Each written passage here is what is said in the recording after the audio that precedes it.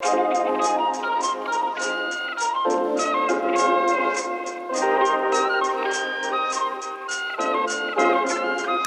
foods whenever I'm talking about palette. Like, okay, so I think I told you over the phone. I was watching Ratatouille like 3 days ago. Oh my god, that movie makes me cry. That movie. Oh, that the scene at the end. Okay, so Ratatouille is an amazing movie. Most people have watched it by now. I think if you haven't, like, what are you doing? Oh no, I'm not hiding from spoilers. I'm trying to describe like what I like about Ratatouille, and it's an amazing movie except for all the bullshit in the middle with like family and like all the romance. No, the romance of the guy and the female chef, the fight about who owns the restaurant, all of that. Crap. That's in every movie. Okay, the beauty of Ratatouille is it's in 4 scenes. Okay. The first scene of the movie where he picks the mushroom and he's looking for the ingredients that complement the mushroom. That's beautiful because that shows that somebody who likes food designed this movie. Yeah. They knew what they were talking about Your people. My people. They knew what they were talking about in the combinations of the foods. So the people that made Ratatouille had an insight to how food works for some people, to how cooking works for some people. That's the first scene is that whenever he's picking out the mushrooms and figuring out the other ones. Yeah, and he's like showing his brother, like, look, this is what I see. Yes, yes. And you see all the little colors when he's like, it was like a strawberry and cheese. He's like, taste the strawberry. What do you feel? And then taste the cheese. And they yes. Yeah, put them together. And they made the cheese an orange like blast. Orange representing the savory of the cheese, right? And the depth of the cheese as well. Okay, I can go really deep onto that. It sounds like it's not a disorder. Well, I don't know what it's called exactly, but some people can like see certain like feelings. Like some people can assign colors to numbers or colors to sounds. Yes. And some people can do that with different sensations. Like if they smell something, they see a color, or if they taste something, they see a color, and that's what it reminded me of. It's funny that you say that though, because Chef Gusteau, the big chef in the movie, he says that cooking is like a sound that you can see, sound that you can, Yeah, and that's an actual thing that not a lot of humans can do. I wish. I remember this lady, I don't know where I saw her, I think it was on YouTube, and she would make paintings based on the music that she would hear.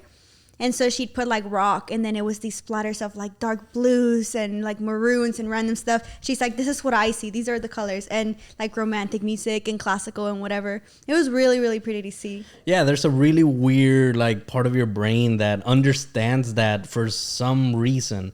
Some people don't have that same ability. And I mean, again, like you were saying, some of them are mental disorders, some of them are not disorders. Well, saying mental disorders make them sound bad. It's a superpower. Okay, we all wish we had it. Superpowers.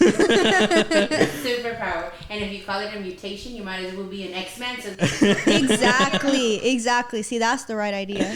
Yeah, the second scene is whenever he's just trying to escape the kitchen that he fell into, and I love this movie, but I forget. It's because I only care about the cooking, so I forget the rest of the characters' names.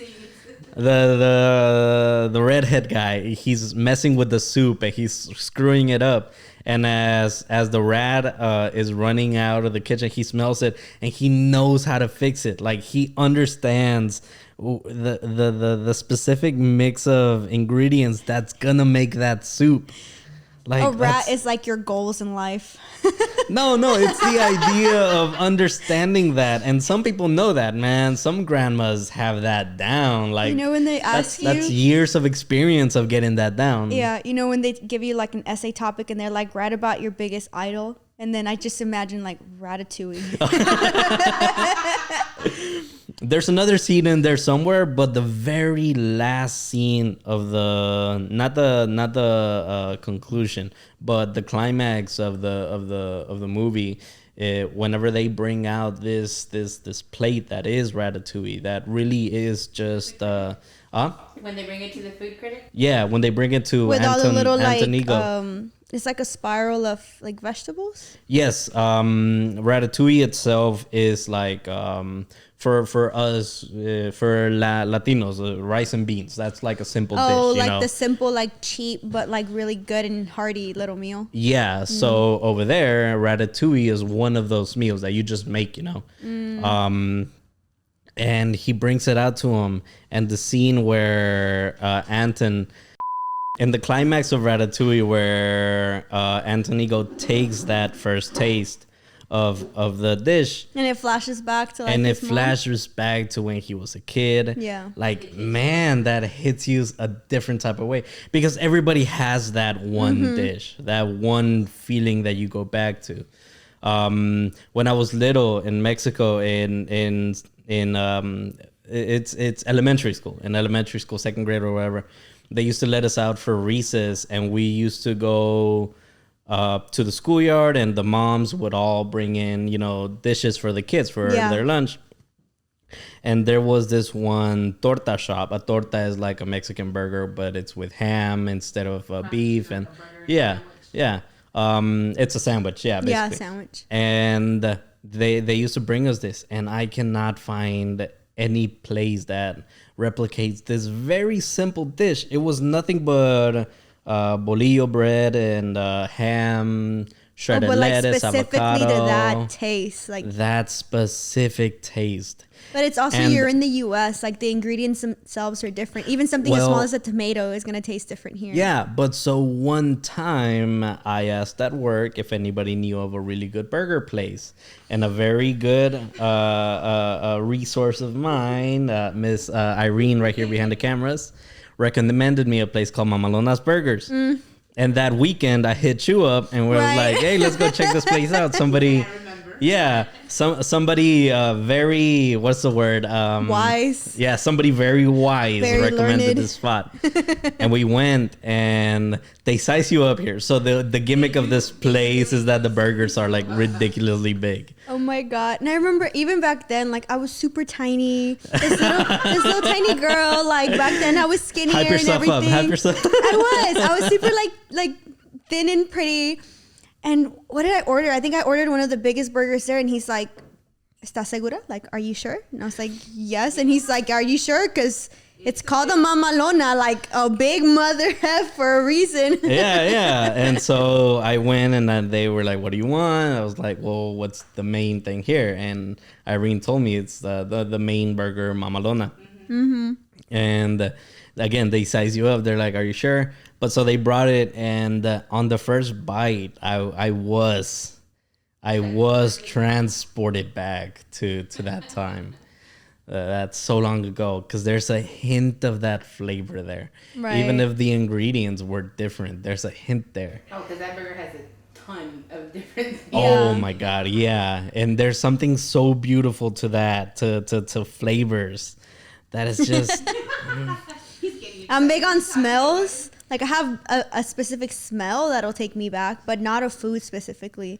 But I mean, you can't really find much here that takes you back, like from Colombia. Like it's a little too far off. Even at Colombian restaurants here, like it's really good food, but it's not exactly the same. Yeah, it's not the same. It's so What are the staples different. of Colombia? Like empanadas, like what y'all would call a parrillada, like a bandeja paisa with like the meats and the rice and everything. But even the way that the meat is cooked, it's just different. Like, well, I mean, you see the way it's seasoned before it's even yeah, cooked. the way you season it, yeah, all of that. And empanadas, I think empanadas here would be the closest, because it's just a fried, like for y'all it's like the sugary ones, but for us it's like with meat and rice and papas and stuff. Yeah, the savory ones.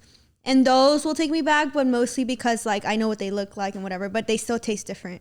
Like they'll never be the same. Even the seasonings that they put in the meat. Yeah, exactly. Because like all the seasonings here are different, except for like maybe like Goya.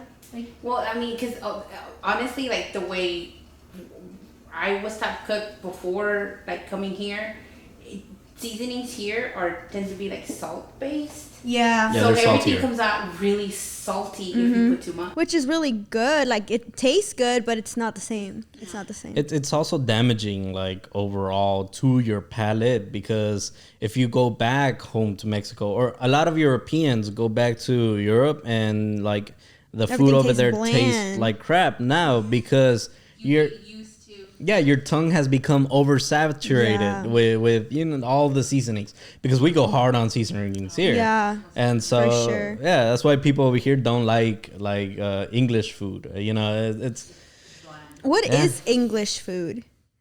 fish and chips, fish and chips, but whatever breading they use on the fish. I don't think that's true. Is it really fish and chips? I think it's the only thing we know from like movies. I mean, we can't talk on it. Right? We can't. Yeah, it's weird. And I mean, you tend to chase a lot of those flavors that reminisce you of your childhood. Like I remember in one city, we were at a hotel and we went down to the hotel diner, and my mom was just looking for some kind of soup for us to eat. We were kids, so they had this one really weird dish called sopa francés, right? A French soup. But it was chicken soup, right? With like it wasn't mozzarella, it was some weird cheese melted over the top of the soup. And it had a whole egg, and it had a corn, and it tasted something about, okay, all those great ingredients combined, they've got to make a good product, but something else was in that soup that made it taste horrible, and none of us ate it. And I felt so guilty forever because I'm sure it wasn't cheap. But you can just send things back if you really don't like it. But I mean, in Hispanic culture too, it's like you don't do that. Like that's disrespectful to send food back. Like you're gonna eat it, or you're gonna pretend you're gonna eat it or something. No, you're gonna eat it and pretend you like it. Yeah. No. Well, we didn't. We sent it back, and forever I've had the regret of, I gotta go back. I've gotta find that place just to try it again and just like give it a fair shot. Yeah, to stand up to the challenge again. Likewise with the torta shop, like. Among my list of the best foods of all time for me, that's number one, like to this day. And you guys know my list of foods. Like it's that's number one, like forever. And I know it's still open because some of my relatives still talk about that. Yeah, so it's still open. At some point, I gotta go back and give that a shot. And now I'm craving it. Thank you. After being in a food coma for the last day. Right? Yeah. There's such a beauty to food, and sometimes. Oh man. Like salads. I hate salads. Well, okay. I hate salads that I make. Hate is such a strong word. You just haven't had a good salad. Exactly. No. Let me be clear. I like salads. Oh, you just don't know how to make them to the point where it's like flavorful. I've just never been able to make a salad that I enjoy. Yeah. Like I love Salada, the restaurant chain, the I've never been, bar. but I know what you're talking about. Yeah, because I have this weird. Okay, I go weird with my salads at Salada. Like I get. He said I go weird.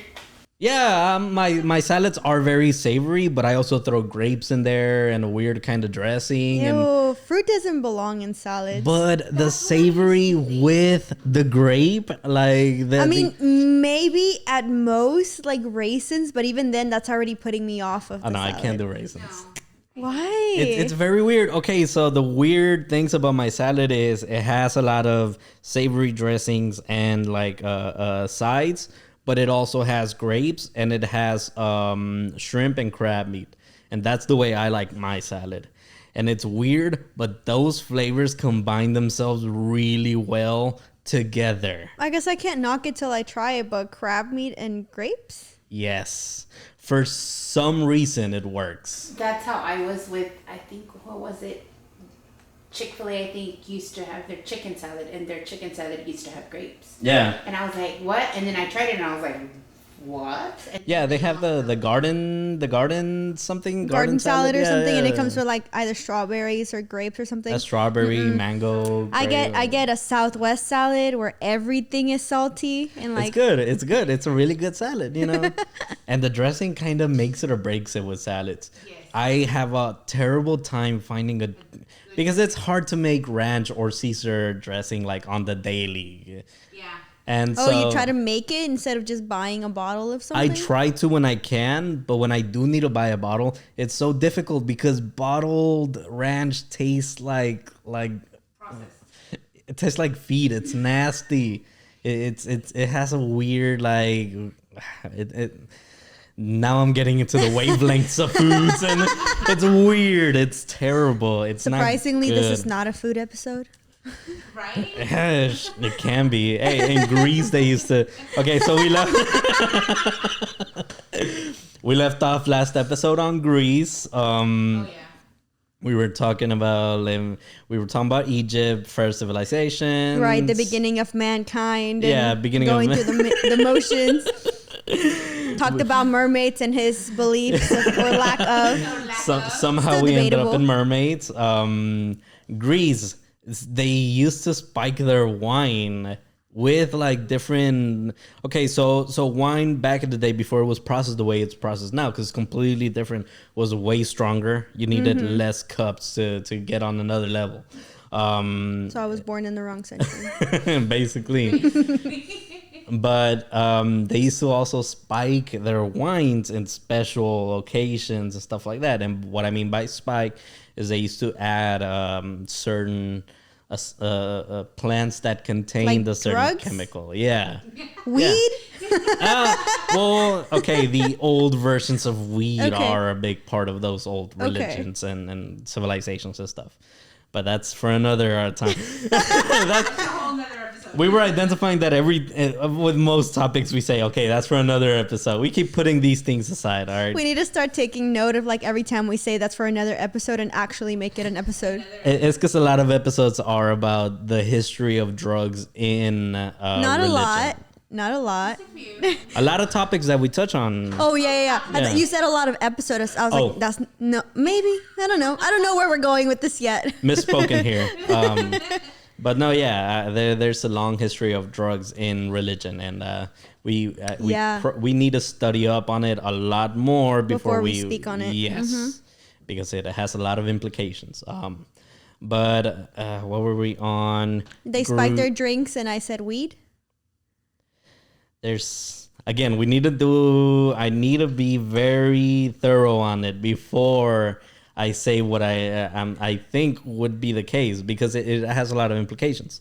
Where in the last episode we touched a little bit on religion, and we're trying not to make any claims, because religion is a very important part of people's lives.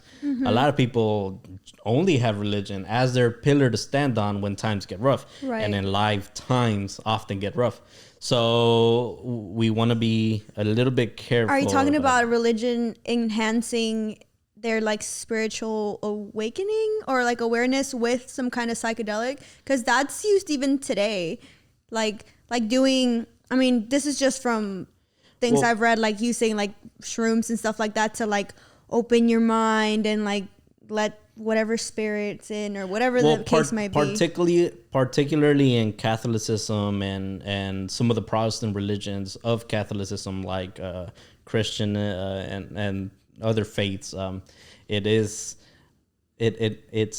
looking like it was something that was very much a part of the daily use of the preachers and priests of the early beginnings. What do you mean? Like they would spike the like communal wine or whatever ceremonial drink they had or food they had at the time? In moments of congregation, they would imbibe in these chemicals that altered your mind state. And over time, whenever you start realizing that the peasants of the time didn't know how to read, and so their only guide to the word of God was these preachers and priests that were spiking their wine. It starts to shape like society as a whole. Like Yeah, and it's not good for the church for the people to know that. Right. And so you criminalize it and you talk down on it, and it becomes almost a conspiracy to remove it from the image of the church. But when it all comes down, trying to talk about religion without mentioning drugs is like trying to talk about baking bread without mentioning yeast. Okay. It's very much an ingredient to the formula of spiritualism. Okay. And I want to be clear that we need to do another episode on this that is thoroughly researched, right, so as to not make any claims that because, and this isn't like negating religion either, because like no, absolutely not. Faith is while I might be shaky on it, and I'm not sure your stance on it. I'm spiritual but not religious. Like, I believe in God and all of those things. I pray, I like all of these things, but I don't go to church. I've read the Bible many times because my family is very religious, but I don't, that's just not my belief system. But I definitely don't say, oh, God isn't real or whatever. I take everything with a grain of salt. We'll just put it like that. Yeah, I mean, yeah, like you were saying, I take things very shakily in terms of who's telling us. Right, like it's not at face value. Yeah, and in terms of the interpretation of the word, it to say that drugs are the reason for religion. No, that's a very changing topic, controversial claim. and again, it has a lot of implications, so another episode, right. But today we're talking about the first wars that shaped our view of humanity. We left off, one of the last topics was humanity's view of itself in the Greeks and their religion, and again hitting religion because we have to. Greeks and the religion viewing the gods as human portraits. Instead of animals like they had in the past, like they were worshiping not themselves specifically, like they not didn't themselves, think they but were the godly. image of man. Right. The image of man was seen above the image of nature. And we talked about the corruption of like the like evil, like how that was seen as these weird like animal looking like entities or whatever. Yeah, and so we move on from Greece there, and we start looking at the other empires that appeared in that time. We have the Persians, which 500 BC. We were talking about 500 BC. Persia is the superpower of the world, and again, we touched on that the Middle East was the center of the world because that's where all the commerce got through, and that's where all the traveling, stemmed from. So we have the Persian Empire trying to take over the Greek Empire. The Greeks beat them, and then the Greeks, developed into the two more famous ones, Sparta and Athens. Yeah. Athens, where we get a lot of our thinking processes from, and a lot of that, but they weren't that good at fighting, so wiped away by the Spartans. Right, and we move on from that. Then we have in Macedonia, an upper part of Greek. A young guy named Alexander, later dubbed Alexander the Great, right? One of the first conquerors of what would be the entire world. And he basically united what was all of what became Rome. He basically set the foundation for what would be or what was already the seats of Rome, right? This was, again, 350 BC. We move on forward to 00. We have J-Man over here, Jesus Christ. The J-Man. The J-Man. And he's dealing with a type of empire that was still focused on... We're dealing with an empire of Rome that is still predicated under the kings or the emperors being gods or being demigods. Just 50 years prior to that, you had the fight with Cleopatra, where she was, the later Egyptians were seen as gods. If you were a pharaoh, you were a god to the people. And such was the case in Rome to a lesser extent. And so to have the emperor, seeing himself as the god, and then for the figure of Jesus Christ to come in, and he is the Son of God. Right. You have like combating like powers. You had this conflict. And so as the emperor, you can't afford to have a man of the people, a man who didn't come from wealth, a man who didn't come from blood. Right. Yeah. It like shakes the whole foundation of your society, basically. Yeah, basically. Yeah. And so you got to kill this guy off. He gets killed off. We all seen the sorts of trials that happen and all of that. Rome is progressing, and it's building into the civilization with amazing roadways. They set the foundation for the roads that we have today in Europe. They have amazing sewer systems. Life in Rome, while it's not 21st century life, it's modern for its time. It's the most modern for its time throughout the world. Advanced, I guess. Yes, throughout the world. And so then you have 400 BC. The Empire of Rome has grown a little bit too big. And, you have a lot of... They got into the habit of naming anybody that wasn't Roman a savage or a barbarian. I think barbarian was the term. Yeah. And so you have the idea of barbarians destroyed Rome. What really happened was all the other nations that were developing around Rome destroyed Rome through their impact. Rome... Well, what's the saying? Rome wasn't built in a day, but it fell in one or something like that. Rome fell over time because these other civilizations were building up. And so Rome breaks apart. Half of it becomes other countries that are now like Italy and where we have now the Vatican. That's why the Vatican is considered Rome, right? Right. But the other half of Rome that continues, I believe... name here. I'm going to say is the Byzantine Empire, but I might be wrong. Just leave the name here. This other empire becomes the new Rome, and they're controlling things through the Dark Ages.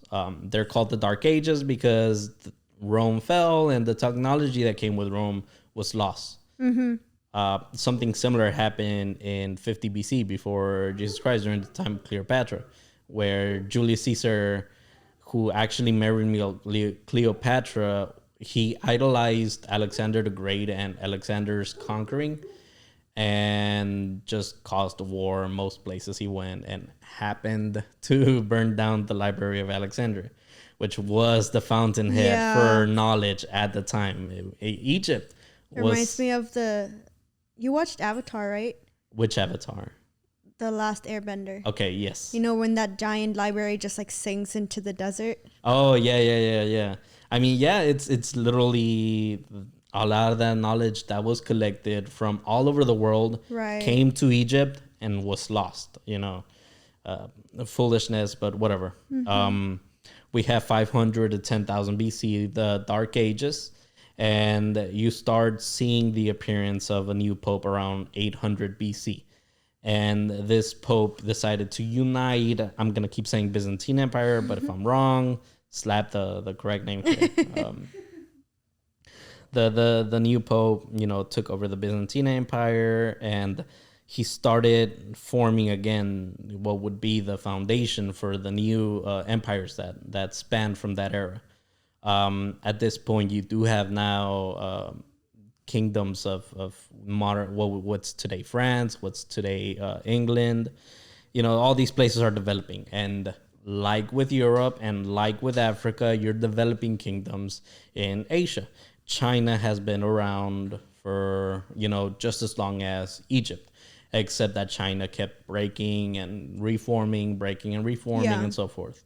But further north of that, you have a nomadic people that is one of the worst things that happened to humanity, but also something that is so unique that it broke just about all the rules for civilization. So up to this point, we've made clear that civilization needs a couple of things in order to survive. One of the things, plenty of food. Yeah, one of the things being a surplus of food, meaning farming or agriculture, and for that you need to be in one spot, or you need to be a hunter that what do you call it? Whenever you breed cattle, well, you need to be a civilization that has cattle, right? Yeah. A sustainable form of food.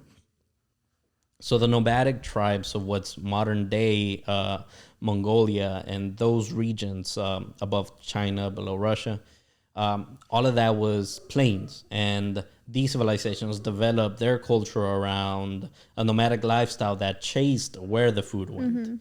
Like the Dothraki. So there's a beautiful George R. R. Martin, when he created the idea of the Dothraki, he created them based on the Mongols. Yes, and that's 1200 BC. It all starts with a child named Genghis Khan, and the Mongols. What set the Mongols apart and able to to deviate from the standard guidelines of civilization is that something as simple as stirrups. And stirrups, for those, here's a picture. It's what you use to stand up while riding a horse. It's where you put your feet nowadays. But at that time, I think you told me about this. yeah, at that time, that was the new technology. And it allowed them to fight on horseback and to shoot arrows on horseback. They were basically the drive-by army. Yeah. Yeah. And it happened that Genghis Khan was sort of a genius in conquering, where any city that he went to, he would first meet with, well, if you had a city in what's today northern China, you had your hierarchy of classes. You had the people at the top that were in palaces, fortified and everything. You had the citizens of your city, Right. and then you had the lower classes, Like the slaves and yes, everything else. and your lower classes were your front lines. They were your army. And so if the Mongolian army were to come along, all Genghis Khan needed to do was speak to the lower classes and get in between their groups and tell them, hey, I mean, we're coming by. They're just going to throw you at us. Do you want to, Die? Yeah. And so he would get into the people's minds. And that's how they would conquer a lot of cities at first. These lower classes became part of the Mongol army. And when the time came to sack a city, there was no army to fight them. Like Right. the city, They had all turned against the city, basically. yeah, and that's And then that army just gets bigger and bigger. I said, like, it's, what is that? It's that game where you start as a little dot and then you eat a smaller one and then you get a little bigger. Talking about and a little Snake? bigger. No. Oh, maybe. Snake, where you And then you just make, yeah, I guess that's like the old version. Yeah. So you can't know where to go because you. Yeah. And then Yeah, you're like yeah. so big, you've eaten everything and you're just like all powerful. Yeah, and I mean the Mongol army wasn't big at all. It's just that their tactics of war were so different Right. to anything that the armies of that time had seen. They were tricky because they had the advantage of mobility. Once the Mongolian army was fully established, once they had conquered China, they didn't need a lot more troops. Like their main thing was, let's just kill everybody off, and like that's it. We're the main people here. And so you're talking about an army that shows up to your city that is fortified. It's a castle. Yeah. You have walls. They can't get in, so they're gonna send in the new recruits, storm the gate, right, and then fall back. And as you fall back, the army of the city is gonna chase you out, not knowing that they're getting flanked already.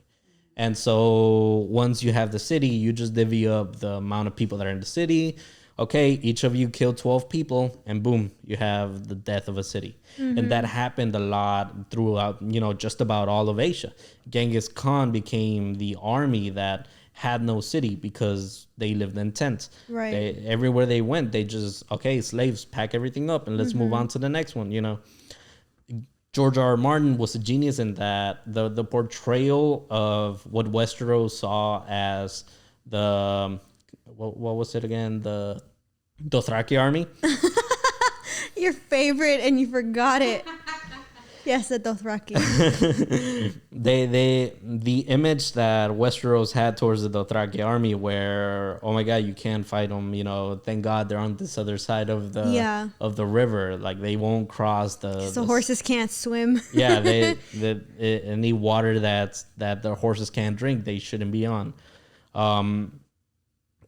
He said that image because that's the image that Europe and the Middle East had towards the Mongolians. They had heard of some nomadic tribe that was taking over that area, but they had never experienced it. And so Right. whenever Genghis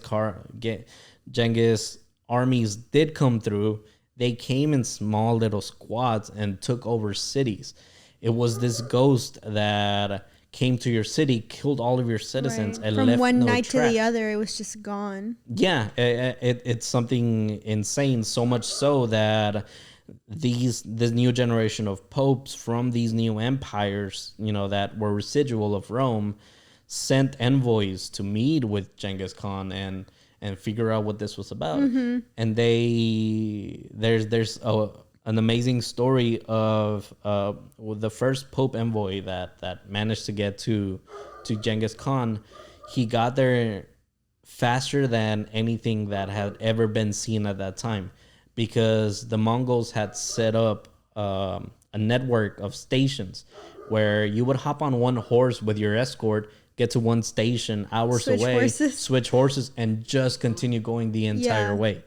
And the Mongolian Empire was so well protected for Mongolians and from merchants that you could travel with gold, in your hands from one side of the empire to the other. And nobody would take it. And nobody would touch you. Similar to Las Vegas, like nobody steals from people in Las Vegas, like in casino areas and stuff like that, because the casinos have an interest in keeping that commerce alive. If you have rumors of, they steal in Las Vegas, people aren't going to go anymore. Yeah. So if you pickpocket somebody in Las Vegas, you're going to get stopped not by cops, but by casino people. It's that method of controlling your empire that allowed them to have such a hold. Another part was in religion. They didn't, you believe in this, so, we can't have you. Yeah. The way Genghis, I attribute the Upper Mongolian attitudes as Genghis. So the way Genghis looked at religion among the many nations that they had engulfed was, you want favor with the gods. And so what's the better way of having favor with the gods rather than if you can just have favor with all the gods? Right, just be nice to everybody. One of them's bound to be right. So that's literally how they worked religion there. It was an accepting culture once you had already been conquered and you survived the onslaught, because they did kill off an absurd amount of people, so much so that they changed the climate of the globe for that time period. What do you mean?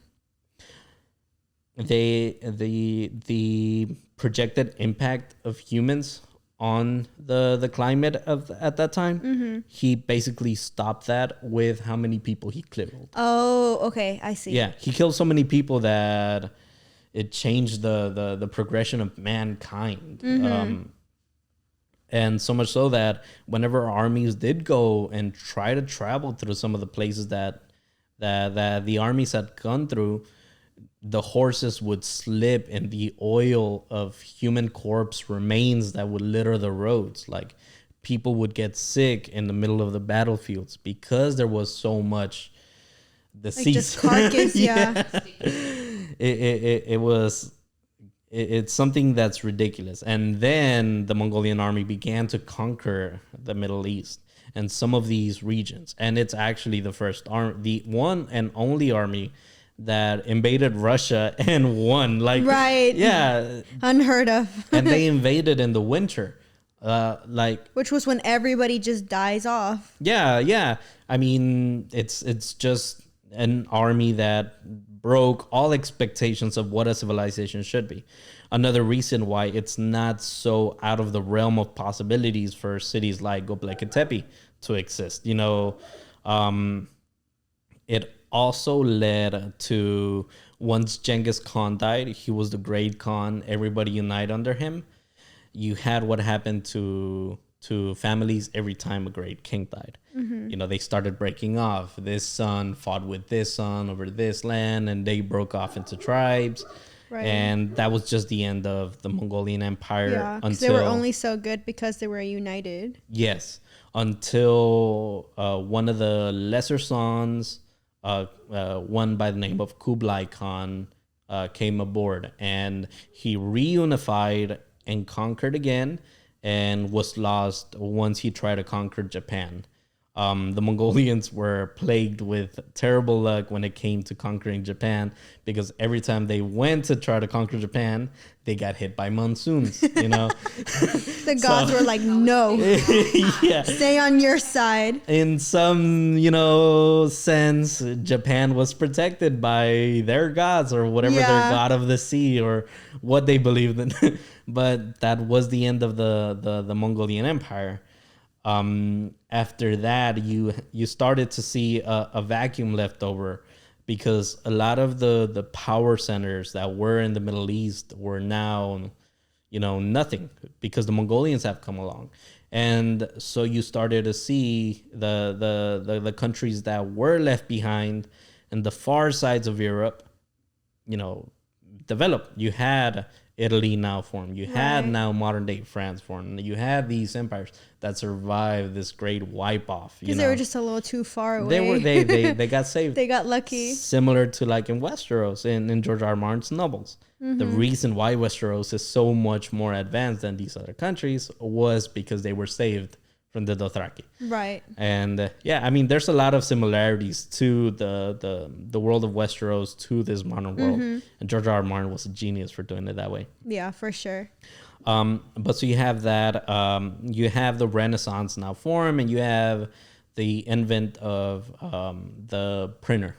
Mm-hmm. The first book that was printed and distributed out was the Bible. Of course. And we have to keep coming back to religion because it is... Yeah, most civilizations were centered on some kind of spiritual entity, whether it's one god or many. Like, that's just the foundation, some kind of moral compass for society as a whole. So, like, you have to talk about it. You can't talk about history and take religion out of it. Yes. And so this is the point where you start to...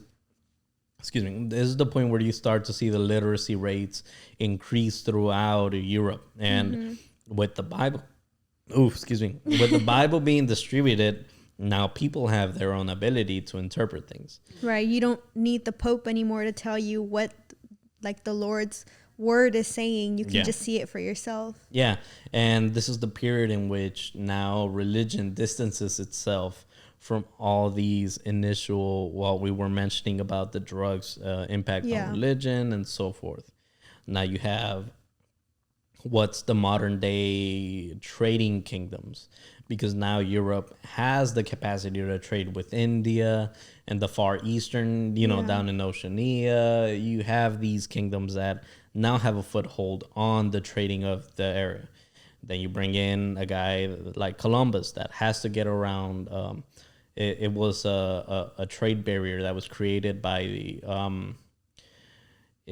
Arabia. It was created by Arabia that was blocking off the Suez Canal. And so now he has to find a way to go like around, and he figured he'd just go left and he'd just hit the other side and didn't even think there would be land in the middle. Yeah, he couldn't. He could, but it was absurd to think that he would try to go around Africa. It's not so clear in modern day maps because we have to put it in a flat sheet in a square, but Africa is absurdly big. Yeah. Most continents fit within Africa together. Mm-hmm. So he tried to go through, and discovered Japan, which was Cuba, I think, or what was it? It was one of those like islands in the Caribbean, right? Yeah, he landed in the Caribbean, and then he kept going up north, and we're gonna kind of gloss over a little bit of those early conquerors, because everybody learns about that. Everybody learns about they're not worth learning about, really. They're just, it would have happened eventually. Colonizers. A lot of terrible things. Well, it's because at any point in interacting with the Native Americans that were already here, it was inevitable that they were going to die off because of disease. Right, that's the biggest thing. It didn't help that he was like a slaver and a killer and a raper. Raping and pillaging and just taking everything by force. But they were unfortunately going to perish. So now we get to the unition of the old world and new world. Mm-hmm. Whereas the old world had already been developing, for a long time. The people that were living in the old world were people that came up from East Asia during the times of prior to the Diluvian. They were antediluvian people that came down here. I mean, that's not to say that the new world, like North, South America, weren't developed, because you had the Incas, the Aztecs, all of these other civilizations were also thriving at the time, but there's just not as much on record about it. And that's the biggest thing. Writing things down. Yeah, they just forgot to write things down. in a weird way, somebody made the comparison that they looked at writing as a dirtying of their culture, because like everything was spoken. Yeah, like, they saw that pure, and if you wrote something down, it was up for interpretation, and that's not how they wanted it to be seen. Which says a lot, honestly. It says a lot. I mean, but it became a downside for them at the end. Have you heard of the Olmecs? Have you ever heard of that? You've mentioned the name once or twice, but... So we're starting to find in South America what are these statues of what we're now calling the Olmecs. And this was a civilization that had features that were very African. And as far as we know, there was no way for Africans to get to America prior to the slave trade. Yeah, the Columbian Exchange, I think it was called. But so for that reason, we do have theories flying around that early African civilizations came over here as well and impacted the way that Mayan and old South American tribes grew. And it's something that it's very interesting and it's very exciting to see develop live, because it's something that's being discovered as the Amazon is burning. Right, because that would change the way we, like, even the order of how we learn about history, because you think it's like, Columbus discovered America, like he was the first to sail, blah, blah, blah. But I mean, there were so many people at the time, not nearly as many as now, but like other civilizations also had boats, also had ships, also had other places to be and like other things to explore. Well, even in America, like there were cities that were bigger than a lot of the old world cities. The Mayans those were huge. They just had huge populations. Yeah. What is it that at one? Oh, and they were. I mean, whenever you have that type of, we can't do it nowadays, but cities prior to the advent of light and light pollution, your emphasis was towards the stars and what came about from them, because it's if you're ever out in for us would be like the middle of New Mexico. Right. If you're on a road trip and you step out in the middle of New Mexico, you just see something that you don't see anywhere else. There's in Hawaii, in the second big island. In Hawaii, they have a lot of what do you call them? Where they look up at the telescopes? No, but like the observatories, like the observatories. Yeah, they have a lot of observatories in Hawaii, and that's because it's so far. Well, it's just a number of things. But it's like not as much light pollution as the rest of the freaking world. And so you see things the way that sometimes people depict in pictures, where you see the galaxies and you see and imagine being back in that time period and seeing all of that, and that is your God. The stars are your God. It's the reason why we have constellations, and the reason why we have and that's why everybody in that time apparently knew about the North Star, and we don't even know which one it is. Sorry. Right. But I mean, because at the time, that was like your main sense of direction was the North Star, the sun, the moon. Like, that's how you knew where you were going, You didn't have a phone. What else were you going to do? Like, compasses weren't even invented. I don't know when they were invented. Was it the Mayans? No, somebody else did it. Well, the technology of compasses has been around for a long time. Right. We have... like, for example, Göbekli Tepe, which was, what's my notes say, 9,000 BC. Like that Göbekli Tepe, the temple, is facing true north. So they must have known. They understood it. Right. It. Excuse me. And it's what was it? It's very interesting that these civilizations had. Well, they had all that free. Have you seen the what's it called? The Social Dilemma. Is that new? It's a documentary about the impact of telephones and how they work. So like Instagram and all of that. It's interesting. You need to watch it. I've heard about it. About like how the way the algorithm is on social media, like it impacts like how you think or things like that. I've heard people talk about it, but I haven't seen it myself. I've seen people talk about it, and they talk really down towards the social media companies, but It's not a bad thing. It's just everything in moderation. Yeah, I kept seeing it, and I see the perfect product being built. So for those who haven't seen it, it's ex workers and ex CEOs and people who have left the industry of social media that are describing the way that it works. Right. And to me, it seems like the perfect product. Like that's a thing of marble, the way our social media works. Mm-hmm. And it's looked down as a terrible thing, but I think the problem is the people and the lack of control. Yeah, because everything turns into an addiction for us. I mean, we're only human. Like, literally, social media has become an addiction for some. Like, or your phone, the fact that you can't even go like 5 minutes without like, oh my God, like, where is it? Yeah. But it just, like I said, it's everything in moderation. The same goes for any other vice, like alcohol, like anything. Like, just because you drink it doesn't make you a bad person, but like becoming an alcoholic is what's that's like me blaming food for my belly. Yeah, like no, it's like is it not? Yeah, it's just my problem. I can't help it.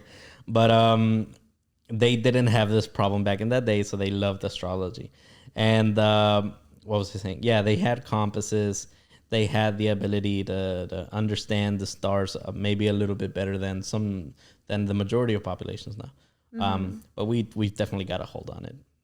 Matter of fact, the Vatican was the center point for innovation and research during the Dark Ages and after, when it was, the power of the world. Mm-hmm. There was a really weird thing happening prior to the Renaissance, where the popes that were left over in Italy were trying to gain favor with all the different countries. And so they'd name, they'd go to France and they'd name the emperor of France, oh, you're the king of Rome. And then they'd go over to Spain and they'd name the king of Spain, oh, you're the king of Rome. And oh my God. So power has been a thing of conflict for the longest.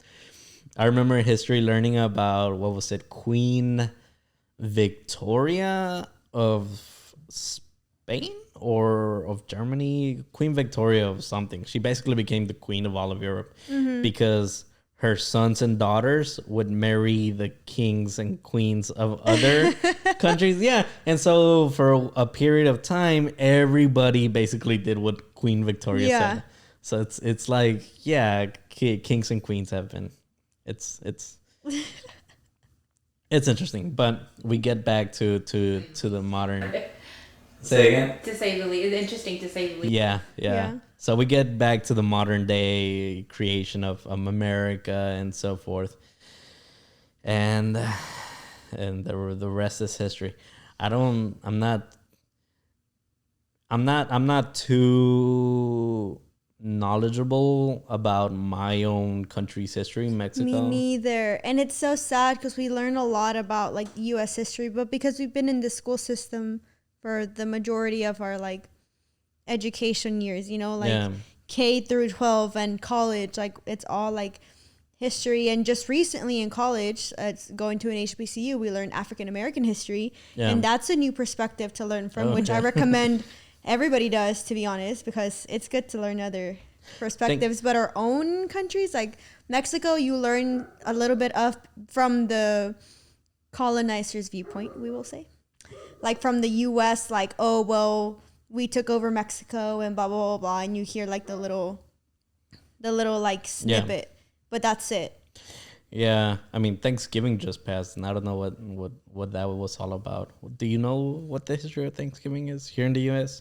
Like what? The Thanksgiving. What about it? In Plymouth. What happened there? Why do we celebrate Thanksgiving? I could be wrong, but it was like, gosh, I'm probably wrong. But the way that I remember, it was like a big dinner between. It's okay if we're wrong. A lot of stuff I just spewed out. My vague understanding of however they taught it to me was like there was a big dinner between the people from the colonies and the natives at the time, and that they all got together and were like playing nice, and they brought food or whatever. What I learned later was that they basically made. Like they were pretending like they were being nice, whatever. And then they call it the pilgrims like killed them off. And like this whole thing is on blankets and and forever this is seen as this like great, like, oh, let's be thankful for like the first American dinner or whatever, when really like it marks a day with a lot of like deaths and slaughter in the natives, which is why if you look at a lot of the posts on Thanksgiving, especially from minorities or from natives, from like indigenous peoples, you'll see it's like, fuck your Thanksgiving, like you're really about to be thankful on the day that like our ancestors were killed, or like all of this stuff. And that a lot of holidays based on like the colonies are whitewashed, you know, like you don't know what really happened, like they make it seem like it's this nice thing. The same thing with the story of like Pocahontas, like the Disney version is not at all not at all like what it actually was, you know. And it's a lot of stories like that. But Thanksgiving, from what I know, it's not a good thing. They make it seem like it was a feast and everybody was nice, but that's not the way it went down. But I need to read more about it. I feel ashamed to say I've never watched Pocahontas. Really? No. What? It was just one of those movies that skipped my childhood. I watched it in Colombia. I watched it in Spanish. Really? Yeah, I've actually been pretty exposed to Disney because my richer side of the family, that grandma had Disney Channel in Espanol, like in Spanish. Mm-hmm. So I would watch it on there. So I remember watching a lot of those movies, but I didn't understand what they meant or like the historical significance until I came here. Yeah. And then once you get to college, you're like, oh wait, like none of that is the way it should have been, you know? Like everything is portrayed super like singing and dancing and, you know, Snow White and true love, when really it's like, no, these white men came, killed everybody off, like raped Pocahontas and bred her up to be like this little nice whitewashed little Indian. Wait, but that's not based on a true story. Pocahontas is a super, super loosely based story, but Pocahontas is real. It was really? It was a real person. Oh. Yeah. Okay. If you watch the movie, it's basically this little princess, like, or not princess, but like. But what about the raccoon? No, no, no. That like she fell in love with, I forgot his name, John.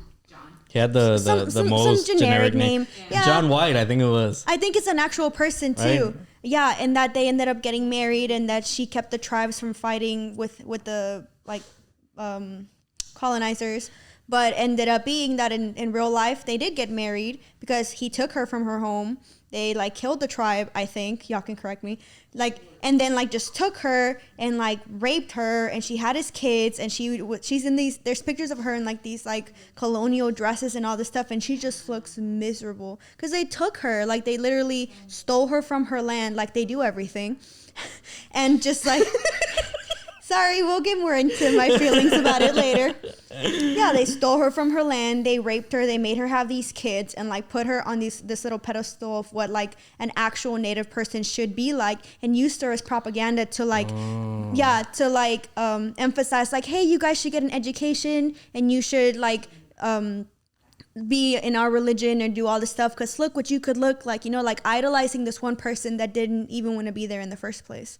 And that's just like kind of one of the balls that got rolling and just made this whole, because you know about like them trying to like take away all the culture from these natives and like making them like whitewashing them, putting churches and schools and saying, oh, we're doing all these great things for these people, you know, we're making them not be savages, you know, we're saving them by the grace of God, which really it was, no, you were uncomfortable with them being different, and so you wanted them to be like you. Well, in the grander scope, it is a very interesting situation because it's cultures. And there was more tribes in just North America than there was empires in the old world. Yeah, literally. And it's basically a civilization that developed separately from the old world. So the old world had all this trading and exchange of ideas. But in America, like everybody was out for their own. Like it was everybody's safety for themselves. Yeah, like there was always tribes fighting back and forth, whatever, because everybody had their own little beliefs. But then once the pilgrims came and once all of that, once everybody came and colonized, then they really had to like kind of band together. I wish I knew more history on that, and we don't learn about it much. Have you ever read the journals of the first pilgrims? whenever they first landed and like were met up with the like were being attacked by the natives. I feel like that was like an assignment. If you read it, then I probably read it because it was in school. But I just didn't pay much attention to it, to be honest. They were freaking out because it's literally like, if you were to imagine it, like in the journals, they're talking about how somebody got shot and the arrows came from the trees and we don't know what's yeah, they were freaking out. They didn't get it.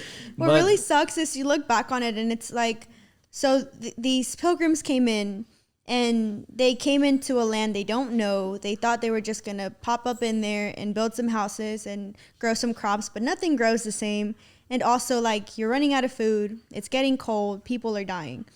And so, like, you start seeing these other civilizations, all of these, like, natives that are thriving. Like, they're over here with, like, their weapons and whatever, and it might not be on par to yours, but, like, they have crops. They have all this stuff. And I don't know exactly if the tribes helped them or if the pilgrims like stole from them. I think it was like back and forth, like they extended a hand. I think multiple scenarios happened. Yeah, and it happened different places, but like in some places they actually helped them and they were living okay for a little bit. But as usual, like humans get greedy and it's like, oh, okay, well, we want more of that. Like, like why should you be any better than us? Like we're better than you. And then that starts spiraling. And you know, they're bringing slaves and all this stuff. So it's already this idea of like, we are the superior and you look different and you act different and we don't know your language and we have guns, you know? So like that's like end of story. And we have horses because I think they brought the horses, they brought horses and pigs. Exactly. And that was a big downfall too. It's like you see all these people dying from the disease you brought, but that's inevitable. Like you said, like that's not something they... Unfortunately. Yeah, unfortunately that's inevitable, but like the rest of it wasn't. Like, thankfully we learned our lesson because we do have like in the Indian Ocean we have that tribe that's completely uncontacted. Yeah, because you if you go you'll kill them. You'll literally kill them. Yeah, and it's very much protected, which is a good thing. That's a pretty good thing. And there's still a few like wild like actual native tribes around the world, but there's very few because you know, we need more space as we're multiplying, well, it's and we just like not close to make in on contact with them. Right? If they're in the same continent as us. Yeah, you know? Yeah. It's maybe a little bit more. Well, I keep going back to the Amazon because it's very interesting. If you look at it on a map, and I'll post again. If you look at it on the map, it's basically India. Like it's the size of India. Yeah, it's just green. it's ridiculously big. Like it's India but with trees. Well, no, India has trees. I'm thinking Africa, like the desert. Oops, I'm sorry. It's India but with trees. Yeah, I was like, they all have trees. I'm sorry. It's very interesting because, like we were mentioning, as it's burning down, we are finding like what are the remains of civilizations that have been there. Right. And it's super sad to have to stumble up on it like that. But it's also interesting to learn about. It's like that, like the flip of a coin, like on the one side, like it's really cool that we're finding like these tombs and these like remnants of like buildings and stuff. But at the same time, it's like, damn, did we really have to burn that in a whole forest to find it? It's unfortunate, but I think we need let's study up, and on the next episode, pick up on modern history. Shit. Okay. It's gonna be a long one. It's gonna be a long one.